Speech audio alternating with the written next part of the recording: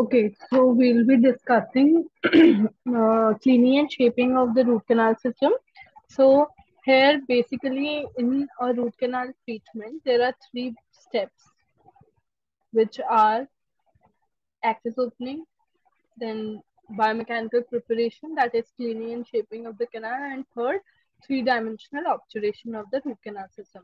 So as we proceed, we'll be discussing objectives and various movements of instruments, basic principles of canal preparation, techniques of canal preparation, engine-driven preparation with NITA instruments, then ultrasonic instruments, using sonic instruments, then laser-assisted canal therapy, evaluation of canal preparation, special anatomic problems in cleaning and shaping. Okay, so as we discussed earlier, the three steps: access opening, then cleaning and shaping, and finally the three-dimensional obturation. So, objectives of root canal preparation: the root canal system must be cleaned of its organic remnants and it should be shaped to receive a three-dimensional filling of the entire root canal space.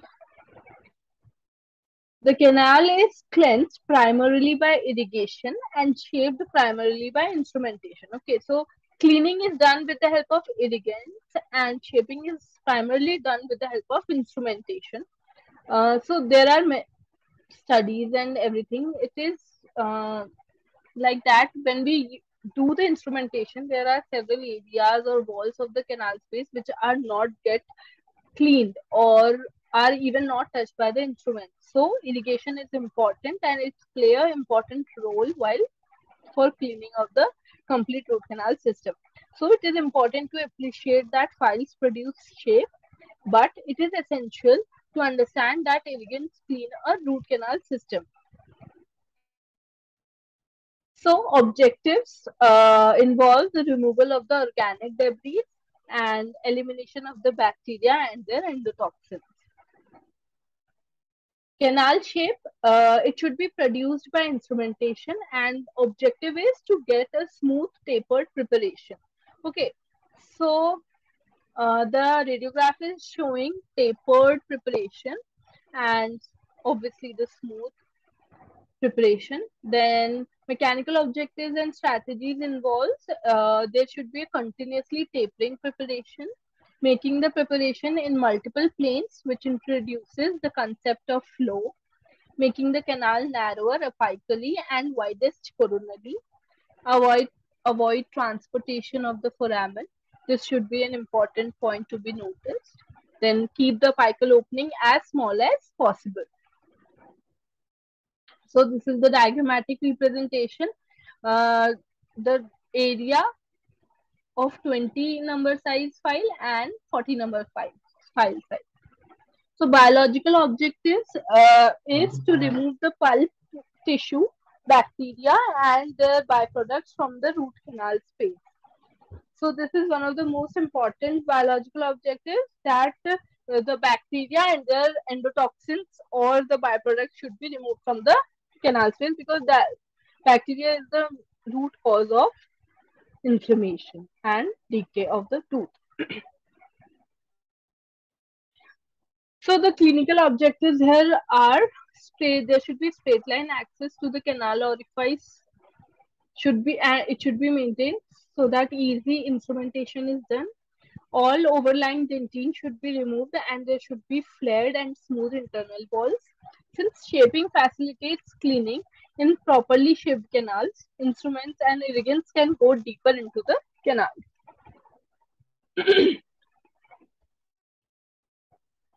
Next we comes to irrigants. Okay, so as we discussed earlier, irrigants play a very important role in cleaning of the root canal space. So what are the functions of irrigants? It involves antimicrobial activity, flushing action, that is debridement of the canal system, then dissolution of the necrotic and vital tissues, lubrication, removal of the smear layer, and bleaching action. Then what are the clinical irrigants which are used? We'll be discussing these also, but more commonly we use sodium hypochlorite, chlorhexidine, and EDTA. Now, various movements of the instruments we'll be discussing. So reaming motion, okay. So here the placement of the instrument towards the apex until some binding is felt and then turning the handle more than a full revolution is done. Then clockwise turning will remove the material from the canal, whereas counterclockwise will force material apically.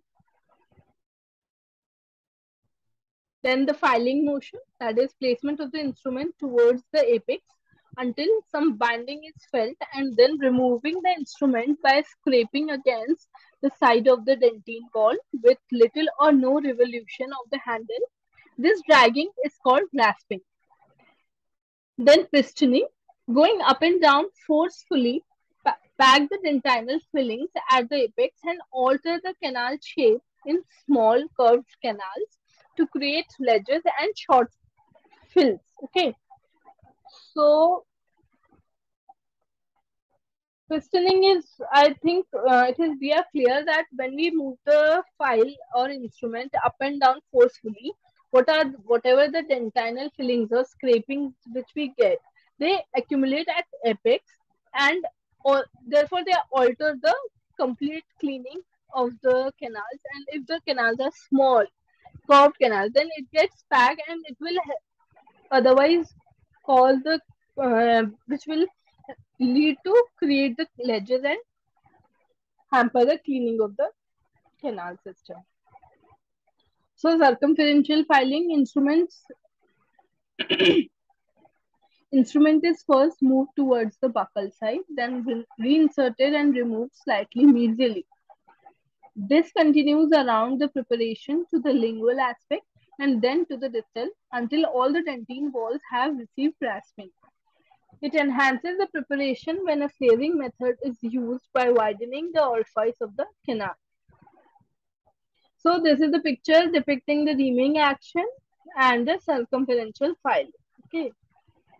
Then watch winding motion. It is back and forth oscillation of the endodontic instruments, file or reamer, right and left as it is advanced into the canal. The angle of rotation is usually 30 to 60 degrees. Then efficient with K-type instruments. It is less aggressive than quarter turn and full motion. Instrument is not forced apically. Now balance force. Instrument is first inserted into the canal by moving it clockwise with one quarter turn. Then to cut the dentine file is rotated counterclockwise and simultaneously pushing apically to prevent it from backing out of the canal. Finally, the file is removed by rotating the file clockwise, simultaneously pulling the instrument out of the canal. It offers most efficient dentine cutting.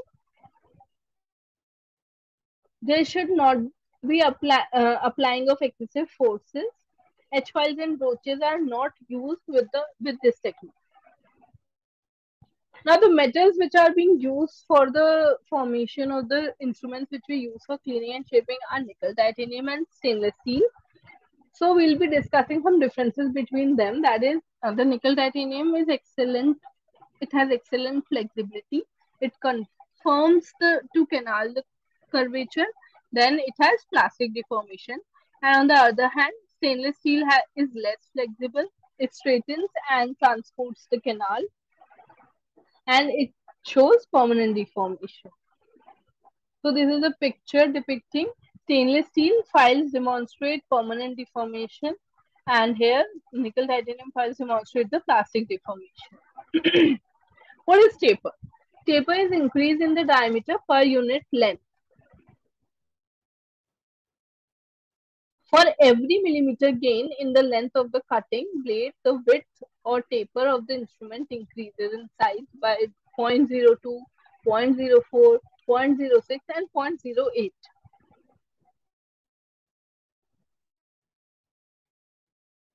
So when we see the apical diameter, that is D1 to D16, there is an increase of 0.32 millimeter diameter increase. Same on the other hand, when we see with an increased taper file system, there is an increase of 0.96 mm diameter increase. Another picture depicting with two 4 and 6% taper diameter increases.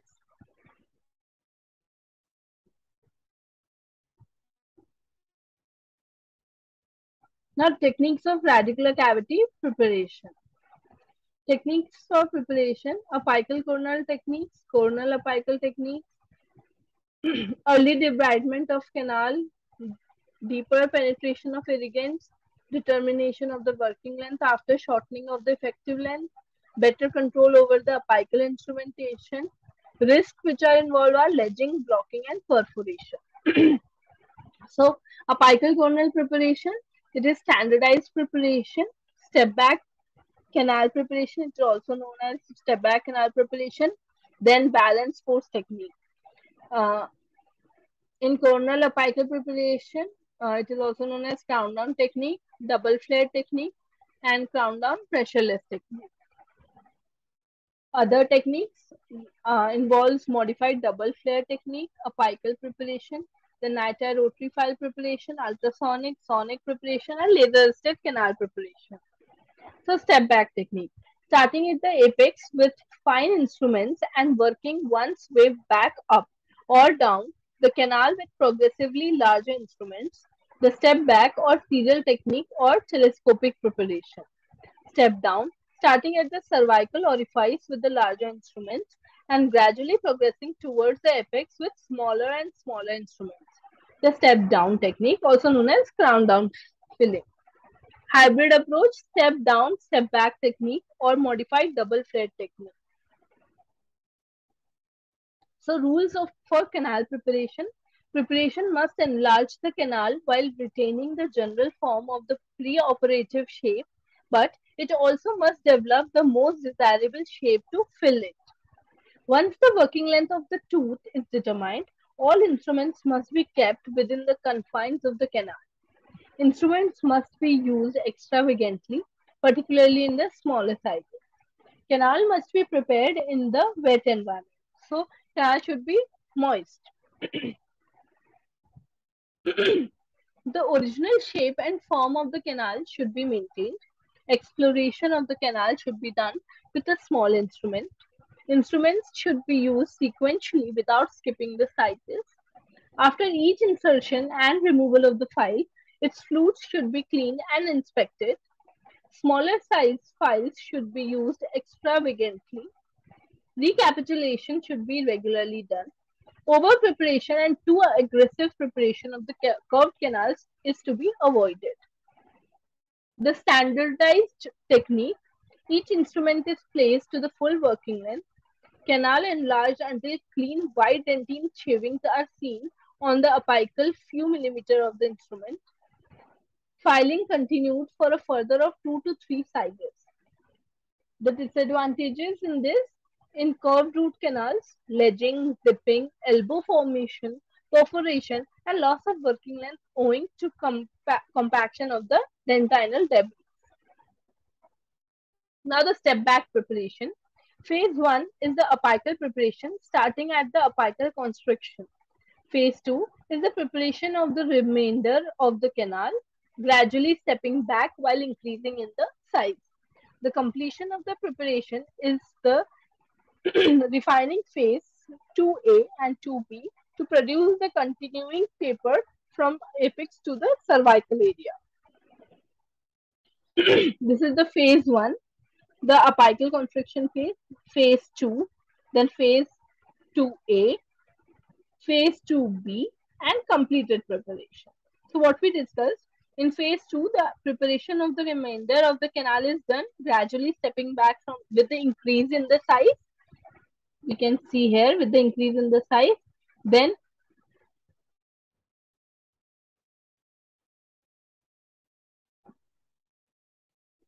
phase 2A and phase 2B, complete preparation with the help of blade spridden is done and continuing taper to the apex should be done.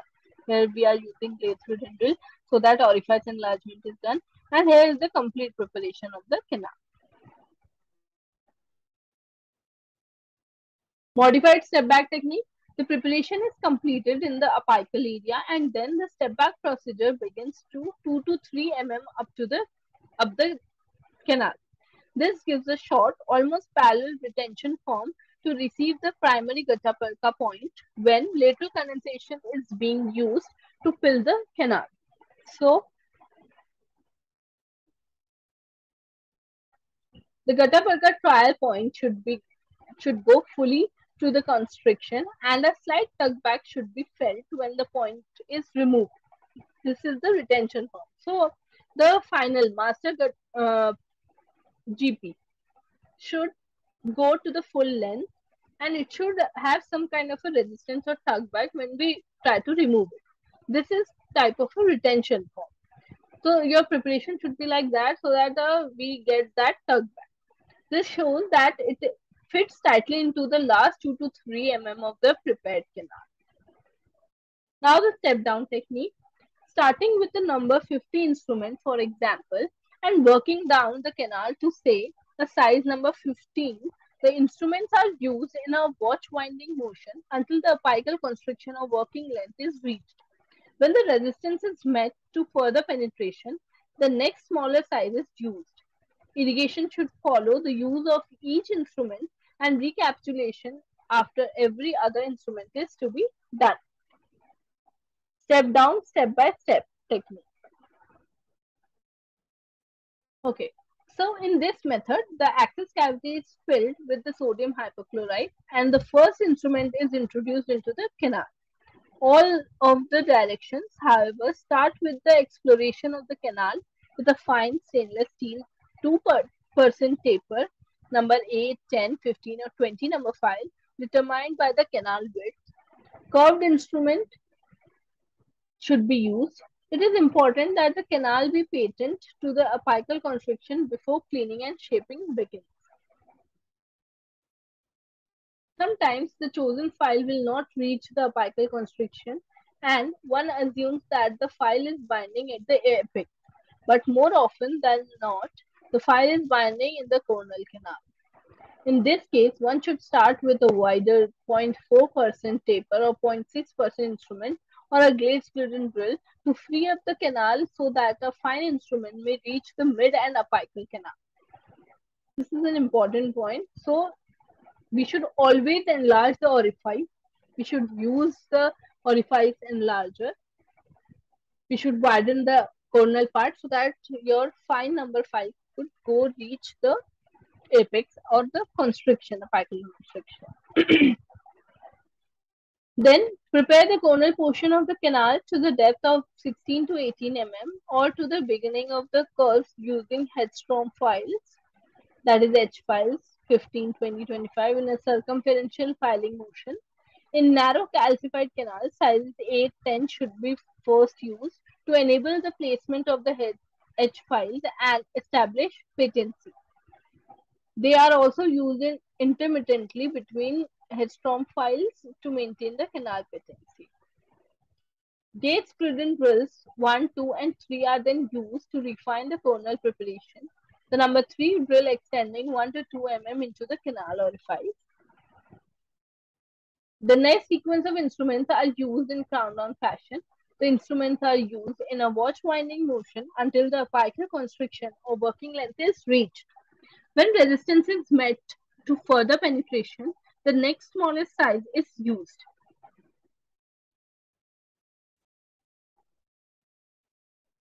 Irrigation should follow the use of each instrument and recapitulation after every other instrument should be done.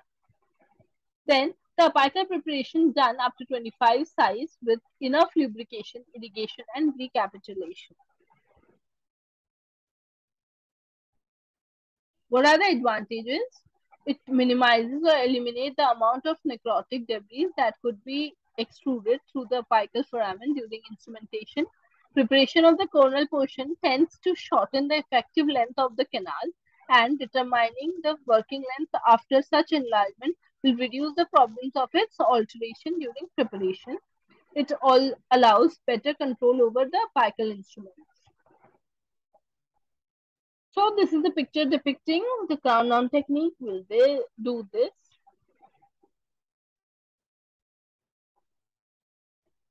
This would help prevent post-treatment discomfort, incomplete cleansing, difficulty in achieving a biocompatible seal at the apical constriction. It has risen in popularity, especially among those using nickel titanium instruments with varying tapers. Rotary instruments that are used in crown-on technique are Profile GT, Quantec, Lightspeed, ProTaper, Ray, 064-2, and many more. Now, modified crown-on technique, a modified technique described by Ruddle, working length determined after pre-enlargement with the glade-ridden drill starting from size 1. If the clinician chooses 2% tapered files to finish the apical one-third, Ruddle uses a concept he calls gauging and tuning. Gauging is knowing the cross-sectional diameter of the foramen that is confirmed by the size of instrument that snugs in at working length. Tuning is ensuring that each sequentially larger instrument uniformly backs out of the canal half empty. Double flare technique. This technique was devised with the fundamental principles of the coronal apical approach in mind. The following steps should be followed. Irrigate the pulp chamber and introduce a small file into the canal using only gentle push-pull movements to working length estimated from radiographs. The aim of this is to introduce irrigant into the canal. Take a further radiograph to check the working length. Re-irrigate and introduce a larger instrument into the canal to a depth of about 14 millimeter, or in any case coronal to the curve. This should be loose in the canal but is used to file the canal walls. Then re-irrigate and introduce the next size down 1 mm deeper into the canal, maintaining the instrumentation coronal to the curve, and file the walls gently. The instrument should not bind the canal. Repeat the stage 4 with the next size down. Continue until the working length is reached, taking another radiograph if necessary to establish definitive working length. Once the working length is reached, the full length of the canal is prepared to the appropriate size. The canal is now prepared using the step-back technique as described above, except that much less filling is necessary to establish the final taper. Once again, the use of the recapitulation is stressed. This technique was originally recommended for straight canals and in the straight portions of the curved canals. It is contraindicated in calcified canals, young permanent teeth, and in those with open apices. The principle of the approach is to neutralize canal contents and minimize the extrusion. It may be applied to most of the teeth. This is the picture depicting.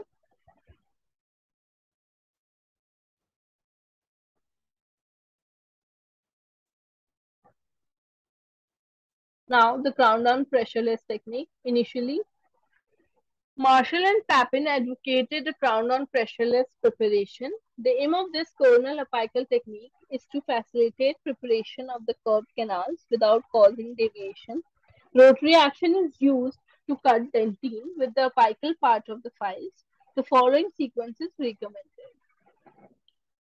So here, determine the radicular axis length, the depth to which a number 35 file penetrated into its point of first resistance. If this is more than 16 mm, the coronal portion of the canal should be prepared to this length. If the file penetrated less than 16 mm, a radiograph should be used to determine whether it is because of the canal curvature or calcification.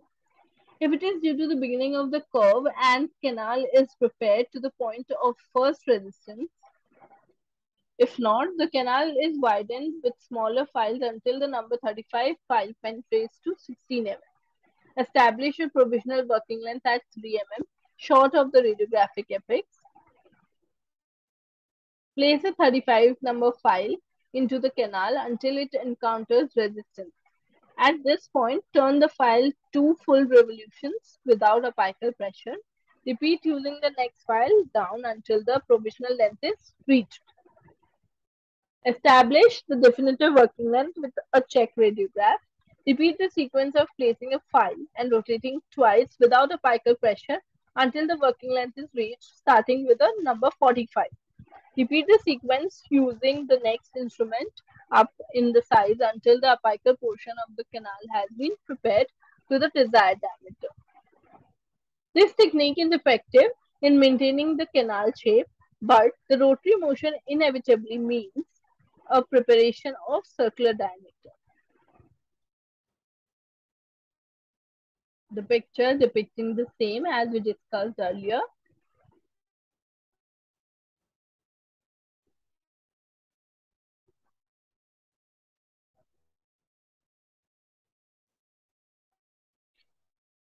What are the now we come to context files. These are set of NITA instruments which are available in tapers of 0.12, 0.10, 0.08, 0.06, 0.05, 0.04, 0.03, 0.02 mm. All these instruments have diameter of 0.25 mm at the O. The contact file has reduced radial lengths to minimize surface tension, contact area, and stress on the instrument.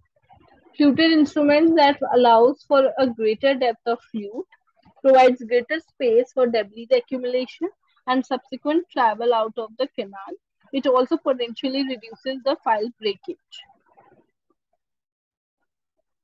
The vary in the taper and rate of taper along their lengths. This feature is designed to balance the file strength with flexibility, offer the clinician a choice of a non-cutting tip or a safe cutting tip. The contact instruments. Okay, so we'll come to step down technique. That was a small introduction to a context system. Okay, so we come to step down technique. Advantages of countdown is easier access, improved distribution of elegance, facilitates removal of the debris. Balance force technique by Rowan et al. In 1985. It uses instruments in a step back manner to initiate pre-enlargement procedures and to rapidly gain access to the apical third. In phase 1, file insertion accomplished by reciprocating the handle of the file in a back and forth motion until it feels snug, turned in a 45 to 90-degree clockwise rotation to draw the instrument down. Phase 2, file cutting. File is rotated counterclockwise while simultaneously pushed apically. When rotated counterclockwise, the tendency of the file to back out of the canal is balanced by the force of the file being pushed into the canal. After the first cutting cycle, the instrument is extended slightly deeper into the canal in the manner described in phase 1. Another phase 2 cutting cycle is repeated. Phase 3, flute loading. Debris can be removed from the canal by rotating the file clockwise while simultaneously pulling the instrument coronally. The advantages of this involves file cutting occurs essentially at the apical extent of the niter file and not along its length. Because of its metallurgy and methods of use, the file stays centered in the canal. Dentine is safely cut and removed uniformly about the long axis of the canal and not at the expense of the furcal wall in multi-rooted teeth. Pre-enlargement procedures is carried out by selecting the number 35, 40, 45 niter files that will cut the dentine. Now the use of ultrasonics for irrigation is we have seen, but also it helps in many ways. We'll be discussing. Conventional irrigating solutions do not penetrate small spaces well. A small file is placed passively in the canal and ultrasonically activated. The energized file produces a fluid movement called acoustic streaming. This mechanical energy warms the sodium hypochlorite and dislodges the residual debris from the preparation. The combination of activating and heating the irrigating solution is a potent adjunct for cleaning into all aspects of the root canal system. Ultrasonics are disappointing as instruments to enhance the removal of the dentine from the root canal walls. The the file vibrates in a wave-like fashion. In a standing wave, there are areas with maximal displacement, antinodes, and areas with no displacement, nodes. The tip of the instrument exhibits an antinode.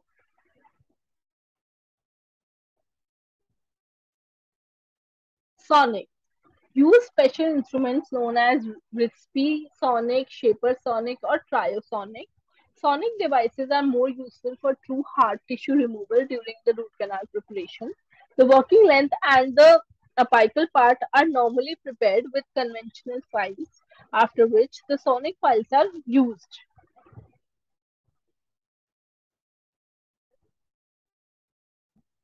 Camp recommended that stainless steel hand file size 10 or 15 first be used to establish the pathway down the canals until resistance is met, usually about two-thirds of the canal length. Next step is the step down approach with the sonic instruments. About 30 seconds are spent in each canal using a quick up and down 2 to 3 strokes and circumferentially filing underwater irrigation supplied by the handpiece. The use of each instrument is followed by copious sodium hypochlorite irrigation. The water from the handpiece is turned off and the irrigant is agitated in the canal with the sonic files. At this point, working length is established by a radiograph or an electric apex locator, and the extension to the apical constriction is carried out with the stainless steel hand files to full working length number 15, 20, 25, and 30. Following sodium hypochlorite irrigation, camp returns to the sonic number 15 or 20 or 25 in larger canals, shaper and sonic file for 30 seconds in each canal. After irrigation, number 30, 35, and 40 hand files are again used, followed by a larger sonic instrument. And then number 50 to 60 hand files are used to step back up the canal to ensure a tapered preparation.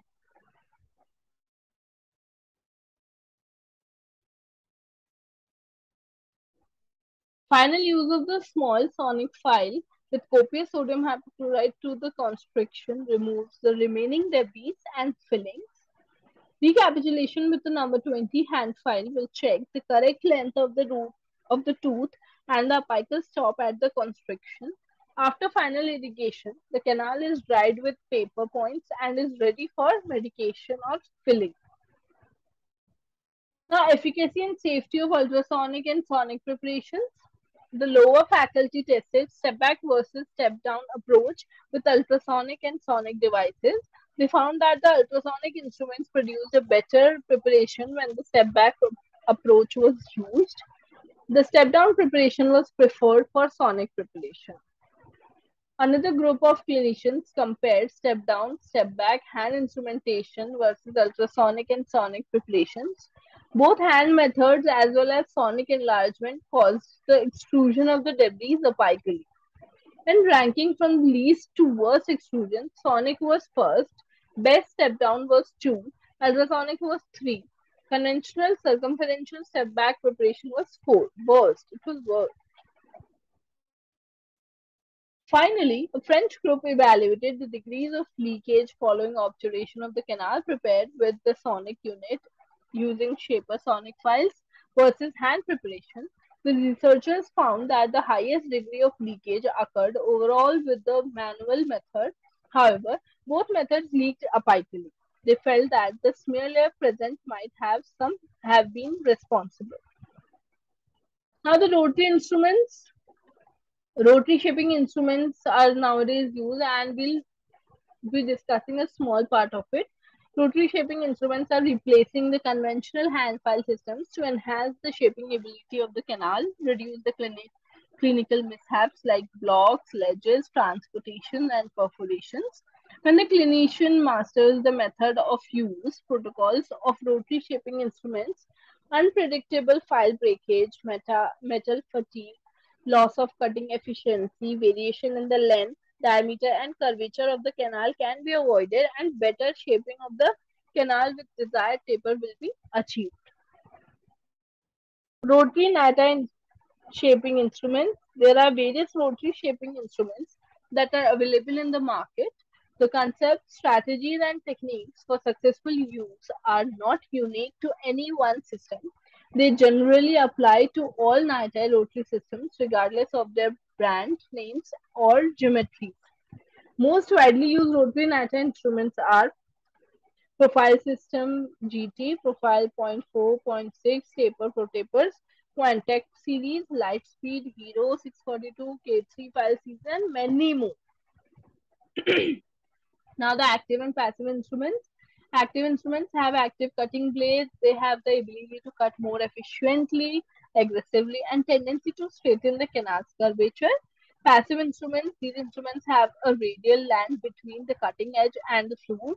The radial land touches the canal walls on its entire surface, guiding the instrument stable and balanced within the canal. Examples of active instruments: Profile, GT File, Lightspeed, and passive instruments: Raise, Hero 642, K3, Flex Master Pro Taper.